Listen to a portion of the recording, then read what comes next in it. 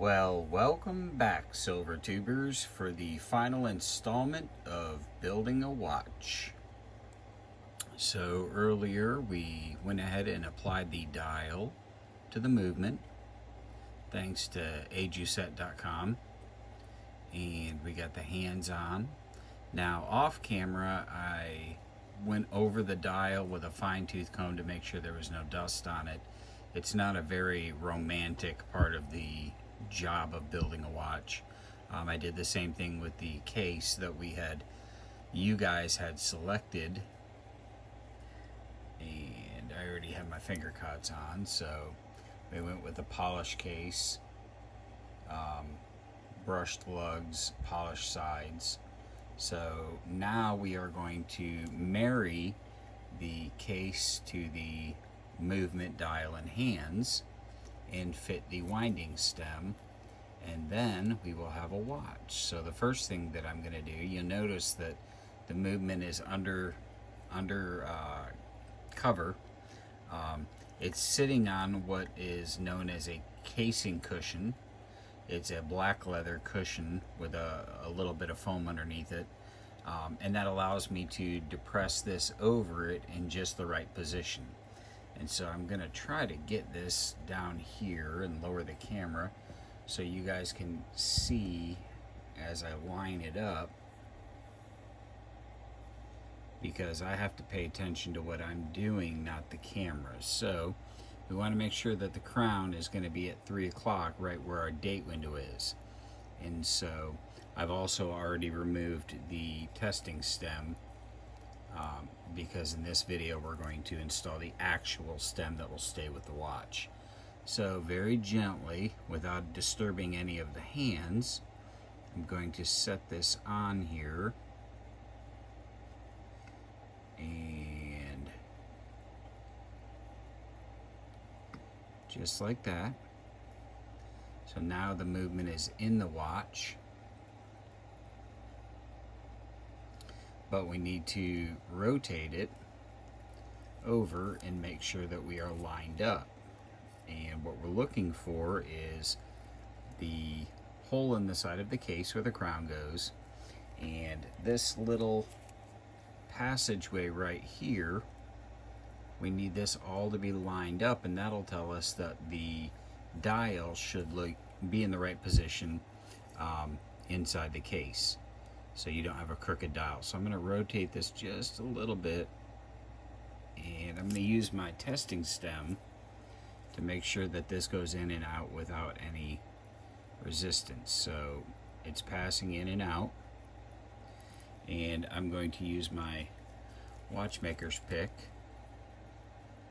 I'm going to zoom back out a little bit, because I want to make sure that the movement is good and seated inside the case. So I'm just going to give the spacer, I'm not going to push on the movement, I'm going to give the spacer just a little bit of a push, just a little seating to make sure that I don't have any gap. Now I'm going to grab my brass tweezers with the winding stem here, and I'm going to insert the winding stem through the tube into the movement, like so. I'm going to hold on to the winding stem and temporarily screw the crown on. These winding stems do not come, you guys can't see what I'm doing, so I'll pull the stem out. So basically I'm just screwing the crown onto the winding stem temporarily, because the stems come too long. That way you can fit it to whatever case you want to fit it. Now I'm going to slide this in, and what I'm feeling for is I'm feeling for any resistance whatsoever. I shouldn't feel any resistance. It should just lock right into place, just like that. And now it operates all the different functions. And so I'm going to take and place the case back on, which is clean.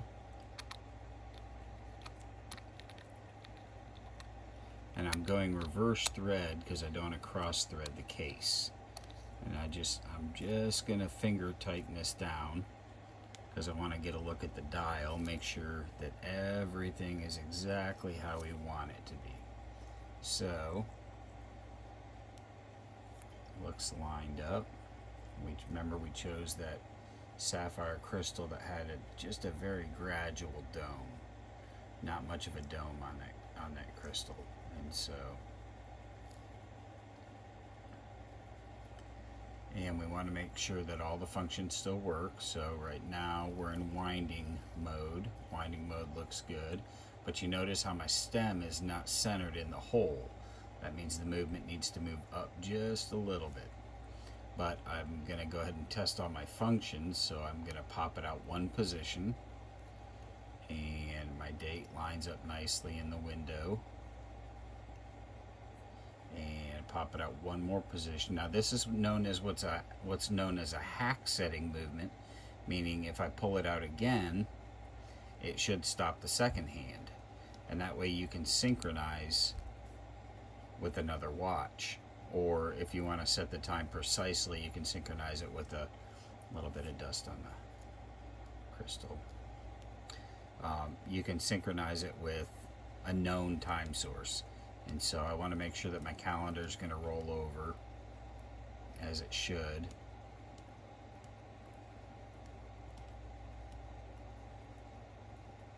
Should be right about there. Yep. Okay. Hands are still lined up nicely at 12 o'clock. And so now I have to cut this stem so that the crown, when pressed in, will actually screw down, ensuring the water resistance. And so I'm going to go ahead and take that back off. I need to get this stem centered, and then we'll do the cutting. So hang tight, I'll be right back. Alright, and we're back. And so I went ahead and took the back off, and I centered. You can see now the crown is centered in that crown tube. And so now what I need to do is I need to measure how much I need to cut off of that winding stem, setting stem, winding stem. And so I'm going to utilize a set of calipers and mark it based on the measurement of how much I need to take off. So let's get those calipers and we'll measure it. Okay, and I've got my calipers and they're set to millimeters. And so basically what I'm going to do is I'm going to measure the distance between the crown and the end, about halfway down the tube. And that tells me I need to take about 6.6 millimeters off of the stem. So we're going to go ahead and release the stem from the movement.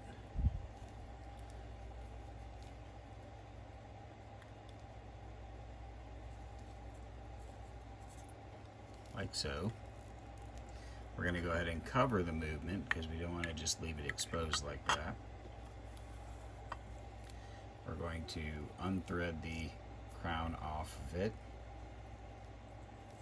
and we're going to measure out 6.6 millimeters. I always leave a little extra on there. So we'll do 6.56 instead of 6.66 millimeters because I want my final fitting to be done with a file. So I have a pair of end cutters right here. I'm going to line them up with the calipers here. And once I cut this, I don't know if you heard that or not, but it went flying. So I'm going to take a good file. This is a Nicholson file. I take a good file. I'm just going to take the rough edge off of the end of that stem because when you cut it, it gets a little rough. I just want to take the burrs off of it. And now I'm going to blow it off with a bellow, hand bellow. And I'm blowing away from anything that I want to use watch parts wise. So now I'm going to thread this stem, or the crown, back on the stem. Sometimes it can be a little bit of a pickle after you cut it to get it to thread back on, because it's got a little ragged edge, but seems like we got it. And I'm going to snug it up just a little bit, because this is where we get real precise on our measurements. And so, because we want it to screw all the way in and retain its water resistance, and we don't want it sticking out from the case. Nobody wants a, because part of the screwing in of the crown also protects the crown from being, if it takes a bump, we don't want it to move around inside the movement and cause damage. And so I'm going to pop it into the movement until I get resistance. Okay, and pull it back out, make sure, yep, it's locked in place.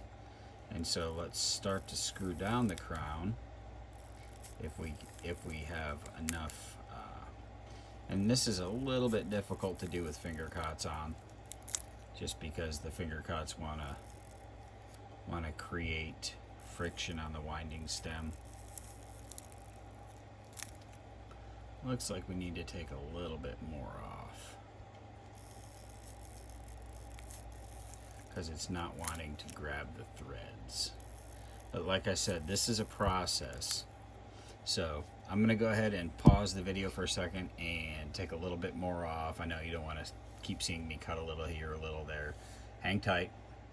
Alright, so let's see how we did. We made 2 additional cuts, and then cleaned everything back up. It's clicked in place. It's not pulling out. I mean, it's not pulling, it's pulling out into the correct position for function. It's locking back in. We'll give it a screw down.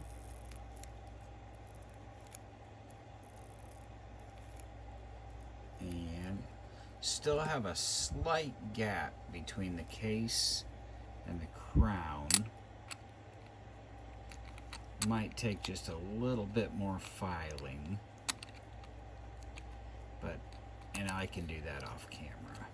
I just gotta, we're already quite a ways into the video, and so let's have a look here. So, but from the front you can't see the gap. The gap is actually hidden. You can only see it from the back side. So I'll probably take a 1/2 millimeter off of that. And to finish it up off camera, I'm going to go ahead and lubricate that winding stem, and I'm going to seal the gas. I'm going to put silicone. I have a special silicone that you put on the back gasket to ensure that you get good water resistance. But I just wanted you guys to see the final touches of what goes into building the watch. And lastly, it makes it kind of difficult because we're still missing one essential item, and that would be a strap. So I kind of went back and forth and debated on what strap to put on this, and based on the color of the dial and the finish of the case. And so I found the strap, and I'm going to grab it right now. So what I opted for was a nice sort of vintage brown leather strap with brown stitching. I thought this would go really, really nice with the blue dial. And so let's get that on there and see how it looks.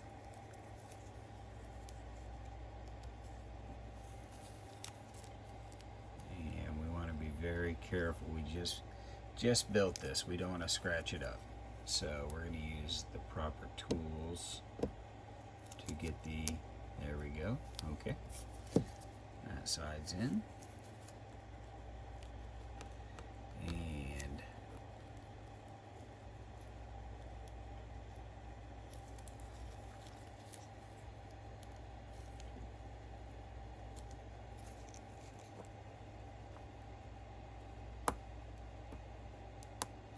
And that side's in. And so let's kind of zoom out a little bit. And so there you have it, complete with a see-through case back, sapphire crystal, automatic movement, nice brown leather strap. It is hack settable, meaning we can stop the second hand and set the time exact. Has the date, it's water resistant, and that's how you build a watch. So I appreciate everybody coming along on this visit. If anybody has any questions about this particular watch, just let me know. You can always send me an email. I'll leave my email in the description below. And in the meantime, I hope everybody's doing well, and I hope this brought you a little bit of entertainment. So cheers, it's Mr. Zeke from the Watch Building Bench.